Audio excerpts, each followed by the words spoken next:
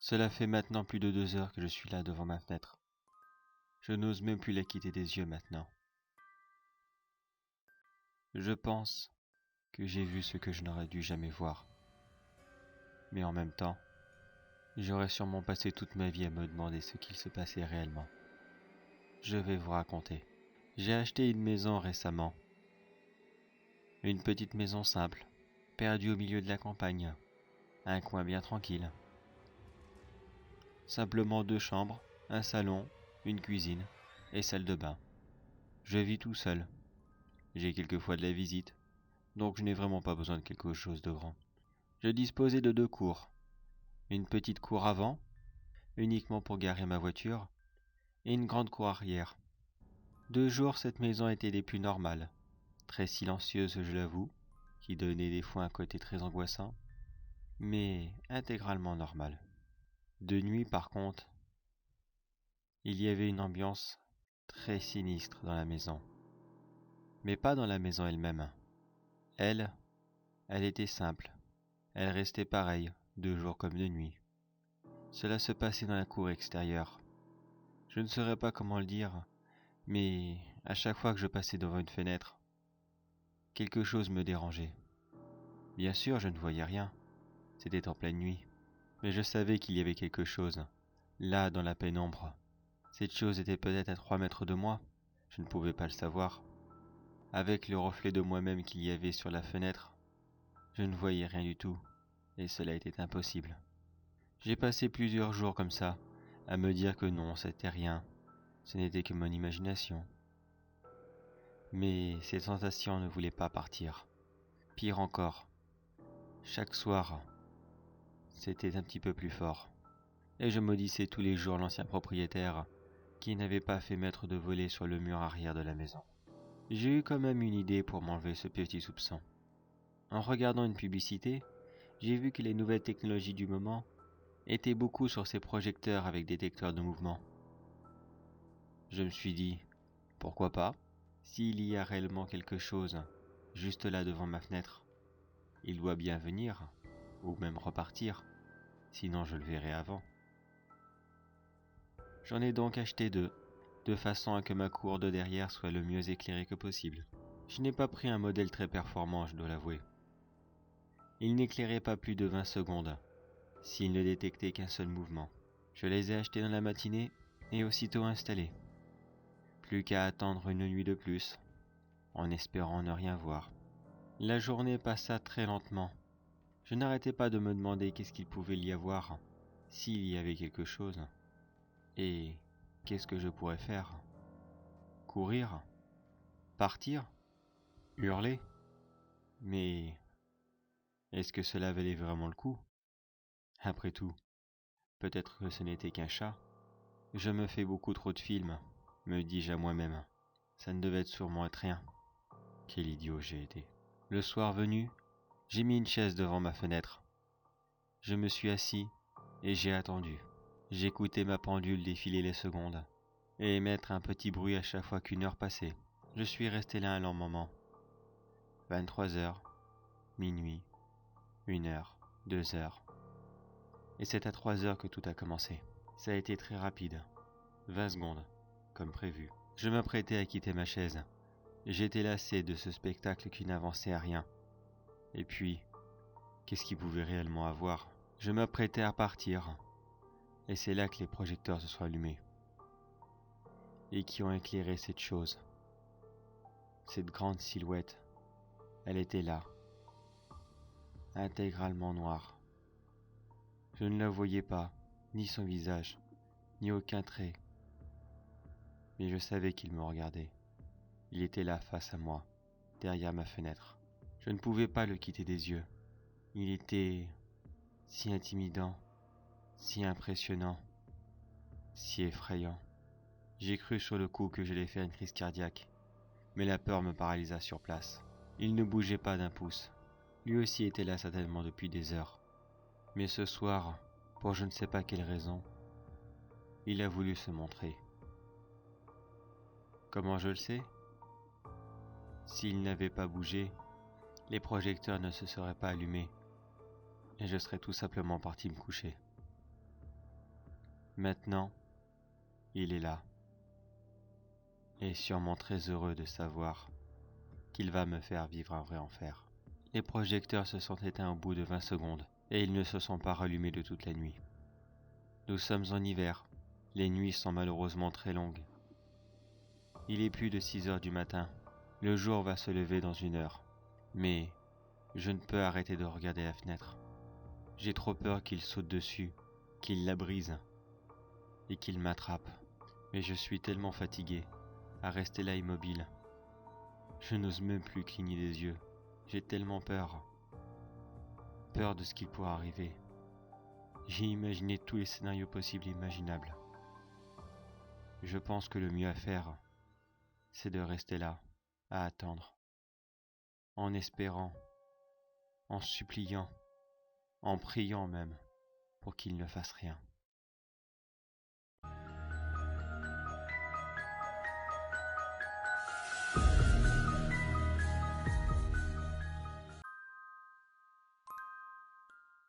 Je me suis barricadé chez moi, après une énorme course-poursuite.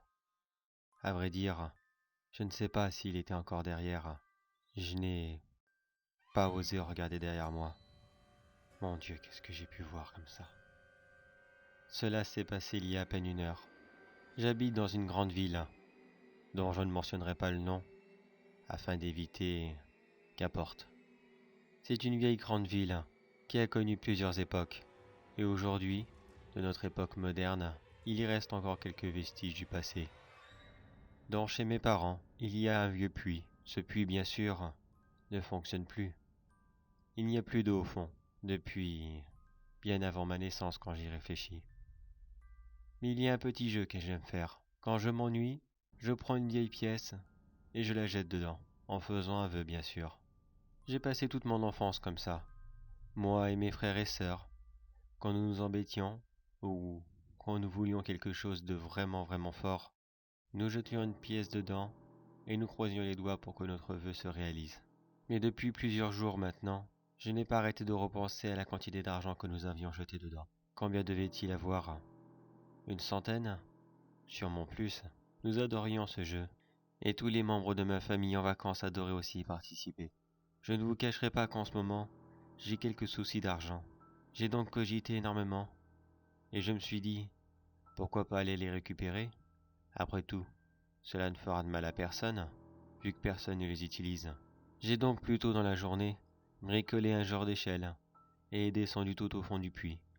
Je ne savais pas exactement la taille d'échelle qu'il me fallait, j'ai donc prévu une grande taille.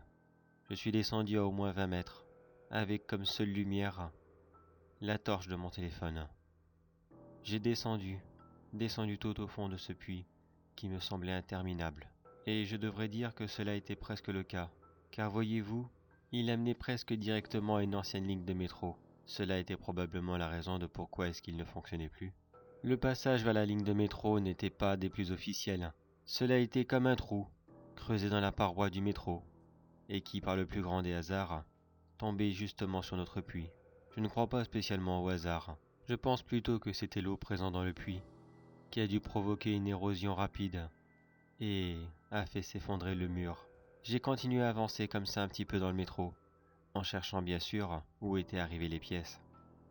Car je ne vous cacherai pas que je fus surpris de ne pas les trouver au fond du puits. Quelqu'un les avait donc ramassés?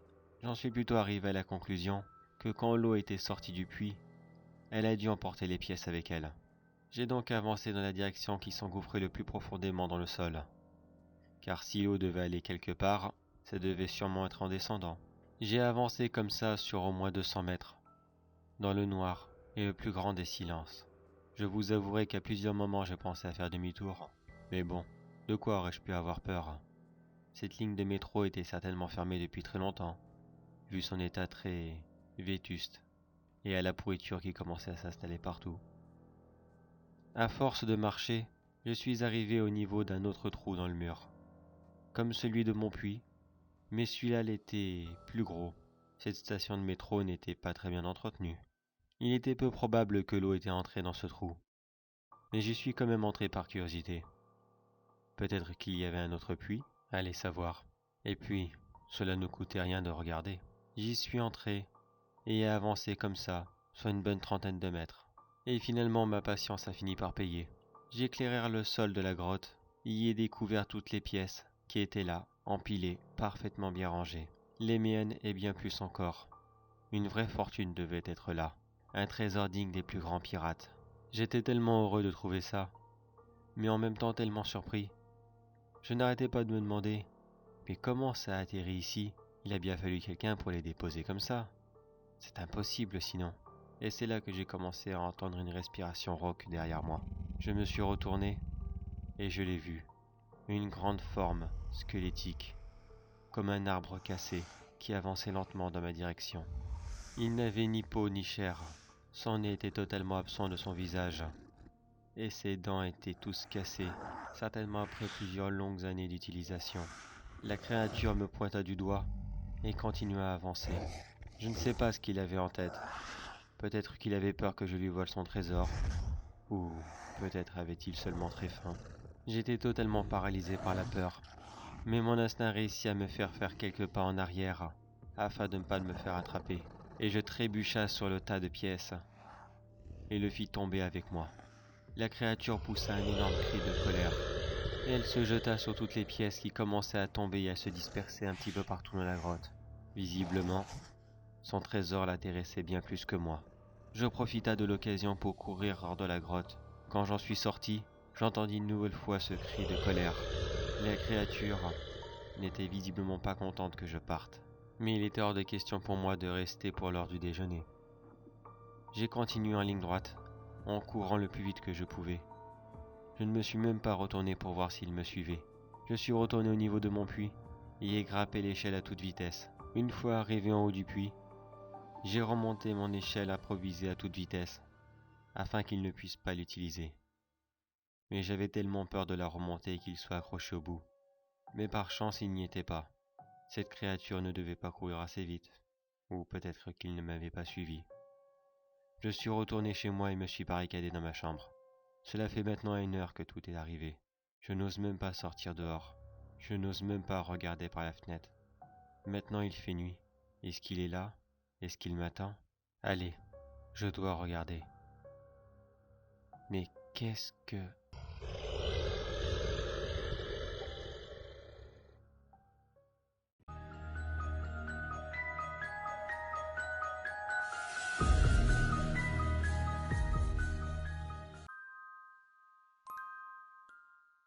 Parmi tous les endroits de cette foutue ville, il a fallu que je tombe sur cet immeuble. Le seul endroit où il fallait certainement ne pas y mettre les pieds, c'était ici. Comment aurais-je pu savoir? Cela fait un moment maintenant que je squatte le rez-de-chaussée d'un immeuble, dans la belle ville de New York. Enfin, du moins ce qu'il en reste. Car voyez-vous, le Covid-19 a fait de gros dégâts dans cette ville. Beaucoup ont succombé à cette horrible maladie, et les autres ont préféré partir. Ceux qui ont échappé à la maladie préfèrent éviter de vivre dans un cimetière géant. Enfin du moins, c'est ce qu'ils pensent de cette ville maintenant. Beaucoup d'immeubles sont abandonnés, mais beaucoup restent surveillés quand même. Certains propriétaires ne voulaient pas les laisser à l'abandon. Ironie du sort, veut qu'il y ait un vigile pour chaque immeuble, une seule personne pour plusieurs logements. Il y a de quoi d'avoir la folie des grandeurs. Comme beaucoup de personnes ici, je suis tombé malade au début de l'épidémie. J'ai réussi à en guérir, mais à quel prix? J'ai tout perdu. Les frais médicaux m'ont coûté toutes mes économies, et j'y ai perdu mon emploi à la même occasion. Aujourd'hui, nous sommes en plein mois de décembre. Vous ne le savez peut-être pas, si vous n'êtes pas du coin, mais les hivers à New York sont mortels. Une bonne trentaine de centimètres de neige et un froid à vous glacer les os. Mais dans mon malheur, je peux dire que j'ai eu une petite chance. Je suis le seul SDF à avoir trouvé cet immeuble. Il n'a rien de spécial que les autres. Il est juste un peu plus délabré. Et aucun vigile n'y rôde. Cela fait maintenant 2 semaines que je squatte le rez-de-chaussée de cet immeuble. Au début, c'était surtout parce que je n'aime pas la hauteur. J'ai un gros vertige.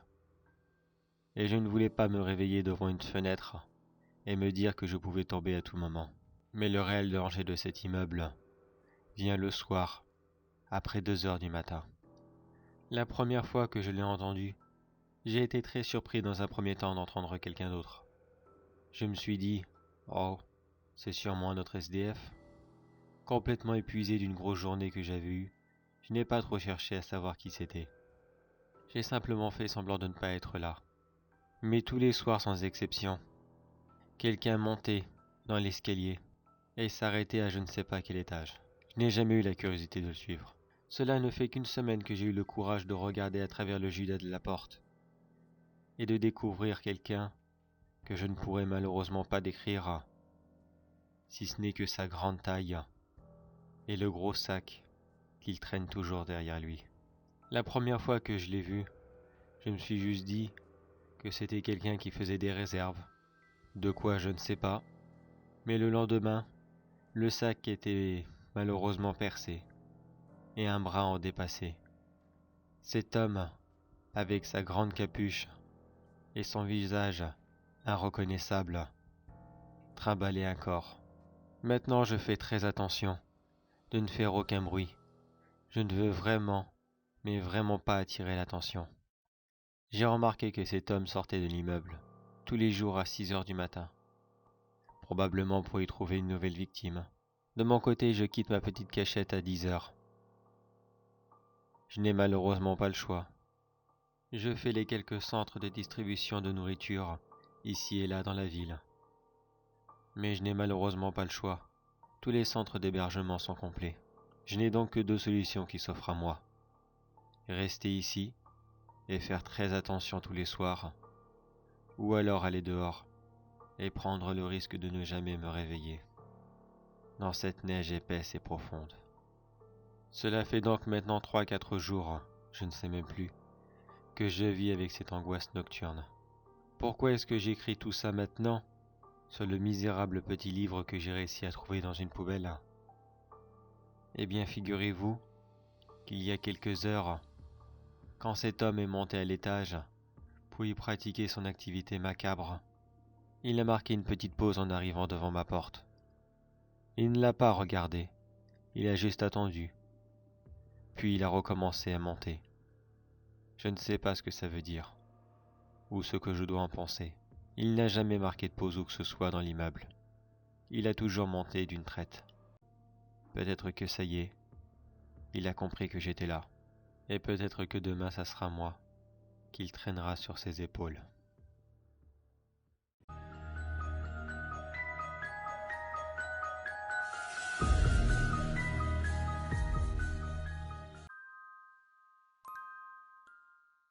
Cela fait plusieurs jours maintenant que je suis là, dans cette vieille maison que je squatte, enfin, que je squattais, et qui, ma foi, sera probablement ma dernière demeure. Je suis là, à jouer, comme si le sol était de la lave de volcan. Les petits jeux de mon enfance. Des jeux tout mignons, à cette époque bien sûr, qui consistaient à ne pas toucher le sol. Mais maintenant, si je le touche, c'est la mort assurée. Cette petite maison n'a rien de bien spécial. Moderne, un modeste petit 3 pièces, qui n'a que comme défaut d'être placé juste à côté d'un aquarium municipal, dont je tairai le nom. Cette maison avait probablement été abandonnée suite au bruit des touristes, ou de l'aquarium lui-même, je ne sais pas. De toute façon, je m'en fichais royalement, et je m'en fiche encore aujourd'hui. Personne ne faisait jamais attention à cette maison. Vous vous doutez bien que le touriste qui arrive après plusieurs longues heures de route, la seule chose qui l'importe, c'est de faire la visite de cet aquarium. Dans l'ironie du sort, j'étais là, à la vue de tous, mais complètement invisible, face à un géant à côté de moi. Et je peux vous dire que j'ai toujours eu cette impression. J'étais là, mais sans être là. Et dans peut-être quelques heures, je ne serai plus jamais là. Il y a quelques jours, alors que j'étais encore dans ma planque, une violente tempête s'est abattue le long du rivage. En ce moment, les tempêtes sont assez courantes, malheureusement. Et je ne me suis pas plus inquiété que ça. Mais j'ai eu la malheureuse surprise de me réveiller à cause d'un énorme fracas. Il y a eu un très grand problème à l'aquarium. Plusieurs bassins ont dû se briser. Cela était probablement l'une des causes pour laquelle la maison avait été abandonnée. Elle ne devait pas être sûre. Je me suis réveillé les pieds dans l'eau dans un premier temps, puis l'eau est très rapidement montée. J'ai grimpé sur le premier meuble qui passait à côté de moi. Je pense que, si j'ai bonne mémoire, c'était le lit. Je ne suis pas très bon nageur, et j'ai toujours eu très peur de l'eau. Je pensais qu'en attendant quelques minutes, cette eau allait bien finir par sortir par tel ou tel orifice dans la maison, et que j'aurais pu en descendre tranquillement. Mais cela ne fut pas le cas. L'eau continua à monter. Il y a eu très rapidement 1,50 m d'eau en dessous de moi. Tous les meubles flottaient, enfin du moins, les plus légers.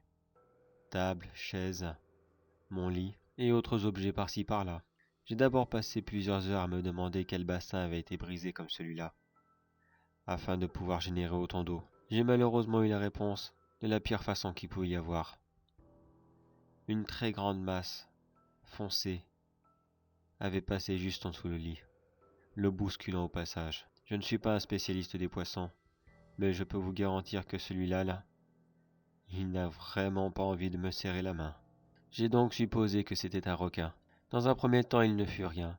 Il était tout simplement là, à tourner en rond, autour de tous les meubles. Bien sûr, il savait que j'étais là. Il avait dû le sentir. Mais il devait être déjà bien nourri.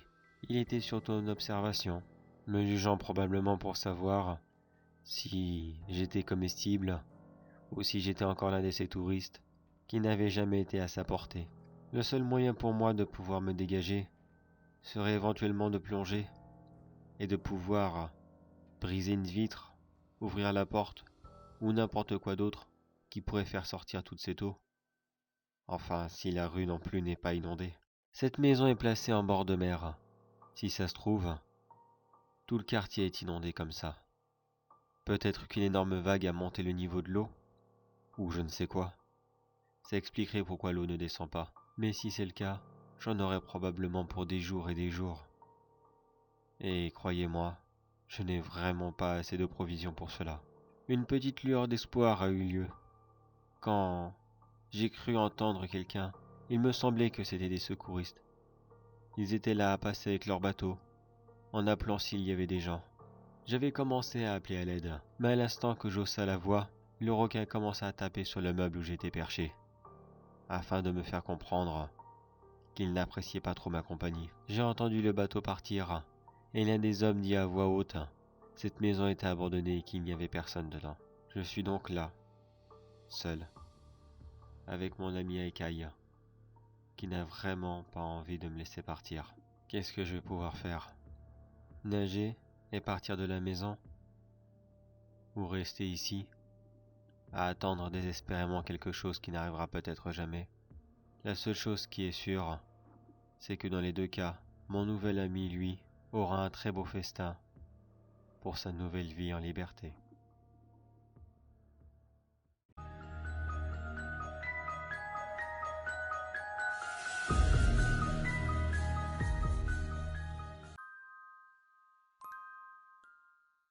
Tiens, bonjour à vous.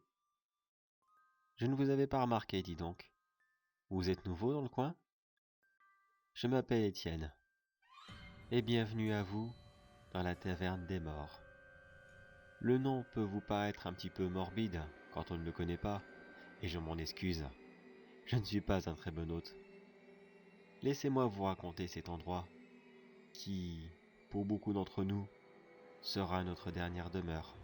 Vous avez sûrement dû entendre parler ici et là de maisons hantées, manoirs abandonnés, ou je ne sais quoi encore.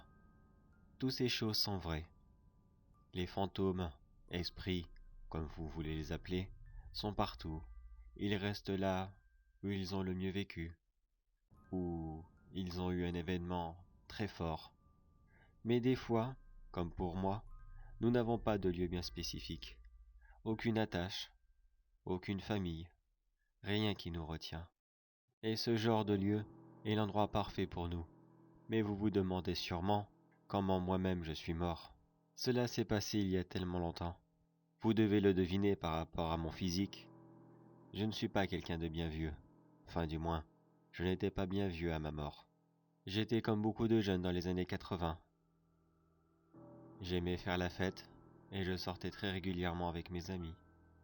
Un soir que je suis sorti tout seul pour aller essayer une nouvelle boîte de nuit, j'ai fait la mauvaise rencontre de trop.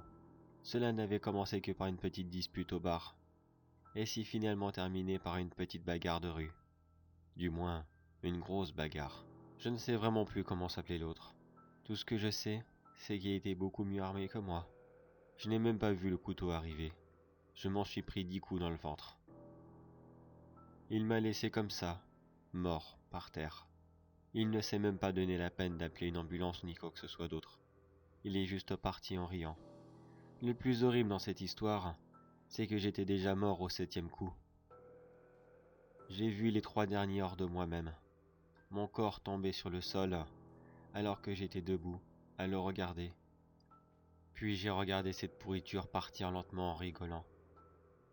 Je n'ai pas compris sur le coup ce qui m'était arrivé. Je me voyais, par terre, mort, et pourtant, je ne sentais plus rien. Cela est la sensation la plus bizarre qu'il peut y avoir. Je ne saurais même pas la décrire. Complètement perdu et désorienté, j'ai décidé de suivre cette pourriture. Je me rappelle avoir marché très longtemps. Bien sûr, il n'avait même pas le permis. Vous imaginez ce genre de gars pouvoir se payer quoi que ce soit? Non, cela n'était qu'une vermine. Le soir même, je voulais faire quelque chose. Je voulais tellement lui sauter dessus, l'étrangler et reprendre ce qu'il m'avait pris. Mais je suis resté chez lui pendant une semaine. J'étais là dans mon coin, à le regarder. Et c'est là que j'ai trouvé la meilleure façon de me venger. Son meilleur ami était venu un soir afin de lui tenir compagnie. J'ai simplement attendu qu'il s'endorme, puis j'ai pris possession de son meilleur ami. Il ne s'est tellement pas méfié. Il l'a juste vu se lever et prendre son couteau préféré, le même qui m'avait ôté la vie. Bien sûr qu'il me posa la question idiote de que fais-tu à cette heure-là et pourquoi as-tu pris ça? Mais il ne s'est même pas défendu. Je l'ai tellement poignardé. Le pauvre malheureux ne cessait de crier pitié, pitié à l'aide. Je l'ai regardé en rigolant et je lui ai dit: pourquoi, toi, tu en avais eu de la pitié? Je pense qu'il n'avait rien compris. Quand j'ai terminé mon petit chef-d'œuvre, j'ai laissé son ami repartir. J'aurais pu le garder plus longtemps, je pense, mais une seule vie m'avait largement suffi. Il est tout simplement tombé sur le sol. Le choc ne l'avait même pas réveillé. Et pendant ce temps, l'autre pourriture s'était lui aussi relevé de son corps. Il était là, face à moi. Il regardait dans tous les sens et ne comprenait rien de ce qui se passait. Il me regardait bêtement. Je pense qu'il m'avait reconnu. Il me regarda avec des yeux remplis de mépris et de haine. Mais il n'eut pas le temps de faire quoi que ce soit. À peine quelques instants plus tard, une mystérieuse silhouette noire apparut dans le coin de la pièce. Elle était là, debout, nous regardant. Nous ne pouvions pas voir son visage. Elle s'avança lentement dans notre direction et l'attrapa par le bras en lui disant qu'il fallait qu'il vienne avec elle. Il se débatta, bien sûr. Il refusa de la suivre. Mais très rapidement d'autres silhouettes apparurent et l'attrapèrent par les bras et les jambes. Il hurla de toutes ses forces et essaya de se dégager de leur emprise. Mais les silhouettes disparurent dans le sol avec lui, et je ne les revis plus jamais. Je ne sais pas ce que c'était, mais si vous voulez mon avis, ils l'ont conduit en enfer. Je me suis souvent demandé pourquoi ils ne m'avaient pas amené. Ils ont sûrement leur raison. J'ai erré comme ça pendant plusieurs décennies. Cela ne fait que peu de temps que j'ai découvert cet endroit. Cet endroit est si chaleureux pour nous, mais pour vous il n'est que ruine et désolation. Si seulement vous pouviez le voir comme moi je le vois. Nous sommes si nombreux ici, si nombreux à nous partager nos histoires, depuis tant d'années. Mais vous savez quoi? J'ai une petite idée. Restez donc. Après tout, nous ne pourrons plus vous faire de mal.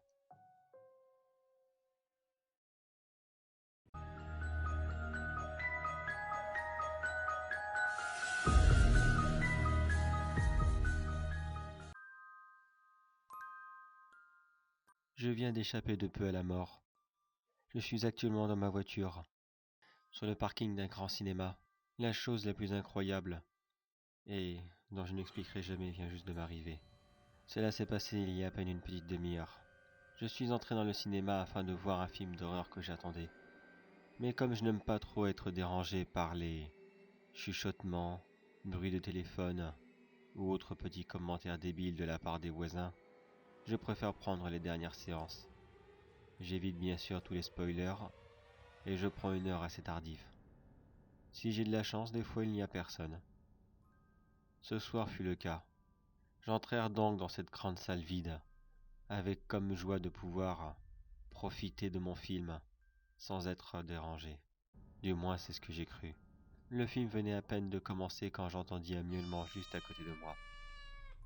Je vis un chat, assis juste là, à 3 sièges du mien sur la droite. Je fus surpris dans un premier temps. Je me suis dit, le cinéma laisse vraiment rentrer les animaux de compagnie? Le seul problème qu'il y avait, c'est que j'étais très allergique au chat. Mais il était suffisamment loin pour que je puisse l'ignorer. Il miaula de nouveau, comme s'il voulait que je le regardais. Ce chat d'une race dont le nom m'échappe complètement. De toute façon, je n'ai jamais aimé les chats. Pour moi, c'est tous les mêmes. Commença à s'approcher très lentement de moi.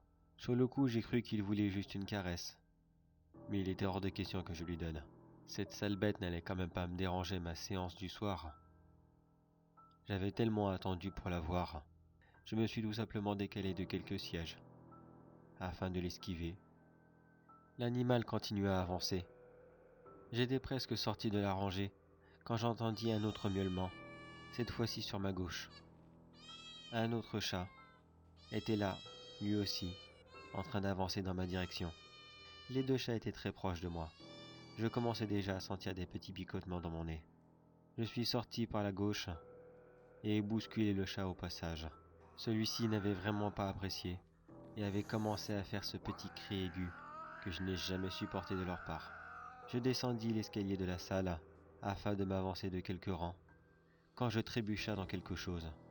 Sur le coup, je laissai échapper une petite injure, et j'ai regardé derrière moi ce que l'équipe avait oublié dans l'escalier. C'était encore un chat, plus gros cette fois-ci. Il était là, et me regardait avec des yeux remplis de haine. Il n'avait visiblement pas aimé que je lui marche dessus. Je me suis vite relevé, et essayé de faire partir cet animal. L'animal recula de quelques mètres, et je décida de continuer à vouloir chercher un bon siège. Je n'allais quand même pas gâcher ma soirée pour quelques chats dans la salle. La seule chose qui me dérangeait était bien sûr leur présence, mais surtout que ce cinéma n'était pas hygiénique pour ceux qui étaient allergiques. Je me suis juré à moi-même de ne jamais retourner dans ce cinéma quand la séance serait terminée. Je me suis donc retrouvé à regarder mon film avec les miaulements des chats derrière moi. Cela était des plus agaçants, et je n'ai cessé de lancer des pop-corns et autres détritus que je trouvais dans la salle, qui avaient été probablement laissés par la séance précédente. Et c'est là que je vis que d'autres chats étaient dans les sièges avant. Il y en avait au moins 6. Ou voire plus. Je ne sais pas trop.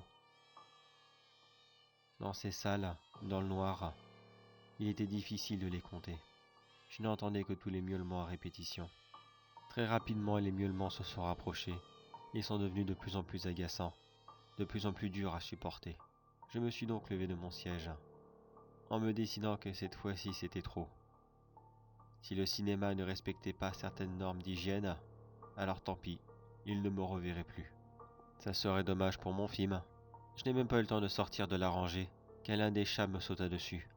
Il m'atterrit sur le torse et griffa à travers la légère chemise que je portais. Une petite douleur vive, qui me rappelait ô combien mon allergie était puissante. J'éternuai instantanément, et j'ai décidé de continuer à avancer. De toute façon, le chat était déjà descendu, et il était impossible pour moi de me venger. Je ne le voyais quasiment pas. Je sortis enfin de la rangée, quand plusieurs autres chats coururent dans ma direction dans l'escalier.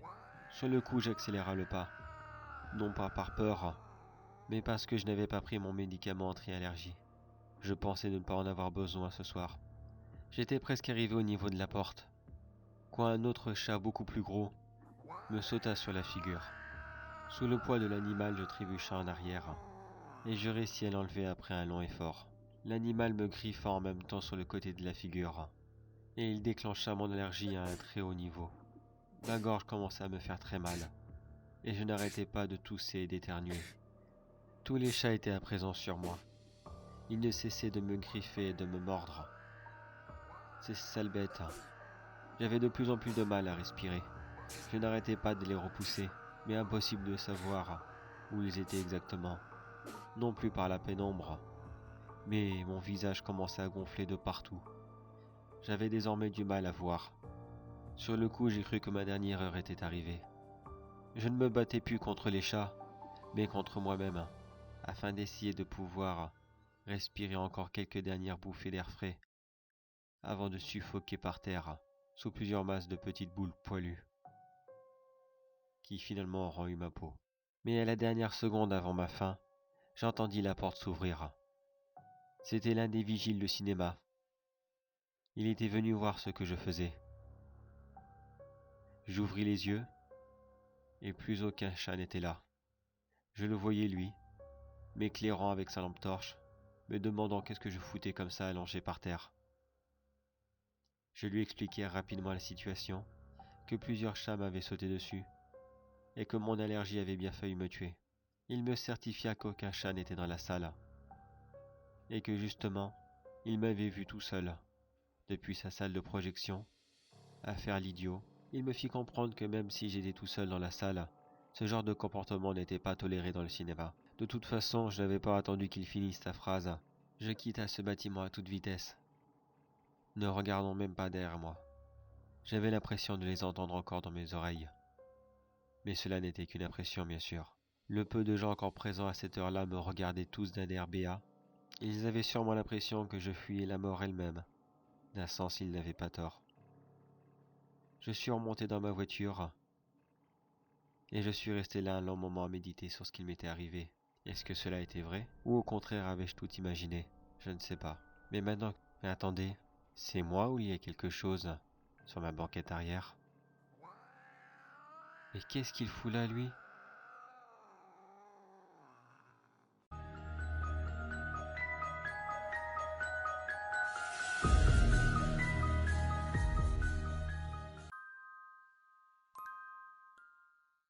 Cela doit faire plusieurs heures maintenant que je suis sous ma couverture. J'attends bêtement. Je ne sais même pas pourquoi. J'attends peut-être un miracle. Quelqu'un qui arriverait. Ou lui-même qui parte. J'écris le plus discrètement que possible ce petit message sur tous les réseaux sociaux, afin que quelqu'un puisse venir m'aider. S'il vous plaît. Cela s'est passé il y a quelques heures de cela. Je suis actuellement en vacances chez mon père. Cela a commencé à peu près 4 heures du matin. Je me suis levé de mon lit car j'avais vraiment très soif. Je suis allé dans la cuisine dans la plus grande des discrétions, afin de ne pas réveiller mon père endormi. Mais quand j'y suis arrivé, je me suis immédiatement senti mal. J'avais l'impression que quelque chose était là, dans un coin, en train de me regarder.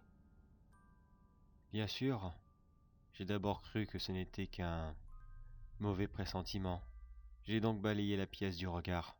Dans un premier temps, je n'ai rien vu. Mais après avoir mieux regardé, finalement, c'était vrai.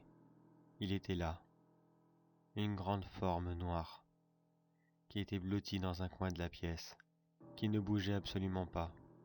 Il ne faisait que me regarder. J'étais tétanisé par la peur quand j'ai compris ce qu'il m'arrivait. Il m'a fallu plusieurs secondes pour réussir à prendre du courage et à retourner dans ma chambre. J'avais dans un premier temps l'intention de prendre mon téléphone et d'appeler police secours. Bien sûr, je n'ai pas cru à un monstre ou quoi que ce soit qui puisse être paranormal. Mais le temps que j'arrive à le retrouver dans mon lit, la chose avait commencé à avancer dans ma direction.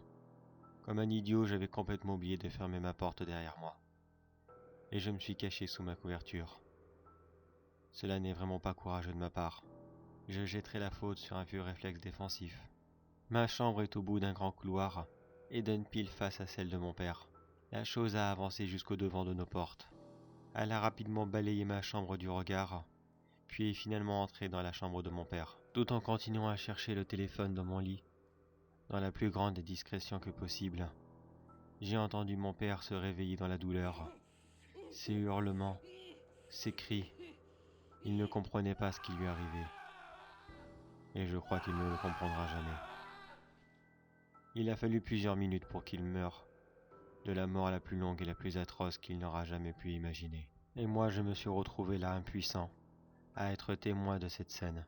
Quand j'ai réussi à retrouver mon téléphone, la chose en avait fini, et commençait à sortir de la chambre. Je commençais à recomposer le numéro de la police, mais malheureusement l'appel fit beaucoup trop de bruit.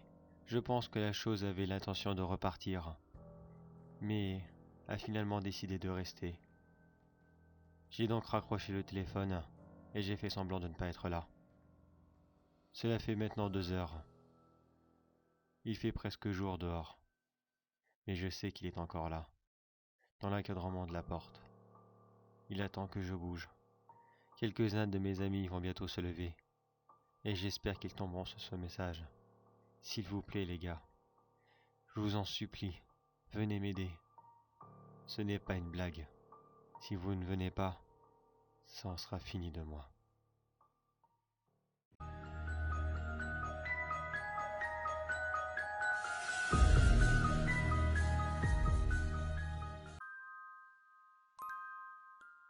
Cela fait plusieurs heures maintenant que j'hésite à vous en parler. J'espère de ne pas être pris pour un fou quand j'aurai fini de vous raconter cela. Mais il faut vraiment que j'en parle. Tout a commencé il y a quelque temps à peine.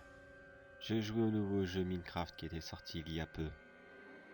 Minecraft Dungeon, ou Donjon, comme j'aime bien l'appeler, car mon anglais est vraiment nul. Un très bon jeu très sympathique, mais en version RPG. On fait son skin, on choisit sa classe, et on part à l'aventure. Mais je dois dire que j'avais eu une chance incroyable, car je faisais partie de la rare liste des bêta-testeurs qui pouvaient l'essayer quelques jours en avance. Je disposais donc de cette version. J'étais bien élancé dans ma partie. J'étais quasiment arrivé à un tiers du jeu. Mais je suis tombé sur une clé qui à la base n'était pas prévue. Enfin du moins, on ne m'avait pas prévenu qu'elle serait là. Je n'ai pas cherché bien longtemps à savoir où elle allait. Je suis rapidement tombé sur une très grande porte. J'y ai mis la clé et j'y suis entré à pas prudent. Sur le coup, je me suis dit, bon, une version alpha, c'est normal. Il y a peut-être quelques petits éléments de gameplay qui ne sont pas encore sûrs à 100% d'être rajoutés dans le jeu. Mais au lieu d'y découvrir un nouveau donjon, j'y ai à la place découvert une très grande galerie. Une galerie qui était digne d'un véritable film d'horreur. Dans cette galerie, il y avait des skins. Ces skins, on les connaissait tous. C'étaient les skins de youtubeurs de Minecraft, mais qui avaient arrêté pour X ou X raisons. Le seul exemple que je vous citerai serait celui de The Fantasio 974, pour ne citer que le meilleur, qui était l'un des premiers qui apparaissait devant moi. Le corps de son skin était allongé le long du mur, et la tête reposait par terre. Un grand geyser de sang sortait du cou, et un horrible bruit de cris étouffé, comme si que quelqu'un appelait à l'aide, de la façon la plus horrible qu'il pouvait y avoir. J'ai continué comme ça à avancer dans la galerie, découvrant d'autres skins qui avaient été exécutés dans toutes les façons les plus horribles qu'on puisse imaginer. Mais le pire dans l'histoire n'était pas ce macabre hommage de plus horrible. Non. Il y avait par-ci par-là des pancartes avec écrit le nom d'autres youtubeurs qui eux par contre n'étaient pas là car ils continuaient à jouer à Minecraft. Je reconnus aussitôt plein de noms qui ne se doutaient même pas qu'ils avaient une place réservée dans le musée des horreurs. Après avoir fait rapidement le tour, j'ai décidé de quitter cette pièce et d'éteindre mon jeu. J'ai alors signalé aux développeurs que cette pièce n'avait rien à faire dans le jeu, qu'elle était beaucoup trop gore et beaucoup trop hors contexte pour qu'un enfant puisse s'amuser. La seule réponse que j'ai eue de la part des développeurs était une simple question. De quelle pièce parlez-vous? Je ne sais pas qui l'a introduit dans ce jeu, mais visiblement, les créateurs eux-mêmes ne sont pas au courant de son existence. N'y en a-t-il qu'une seule au moment que je vous parle? Ou y en a-t-il d'autres, par-ci par-là, qui se promènent dans des versions buggées du jeu? Et surtout, qui a pu installer cette horreur dans ce jeu? Un soi-disant hommage qui finalement n'est là uniquement que pour mettre un énorme mal à l'aise et pour annoncer la mort de plusieurs dizaines d'innocents.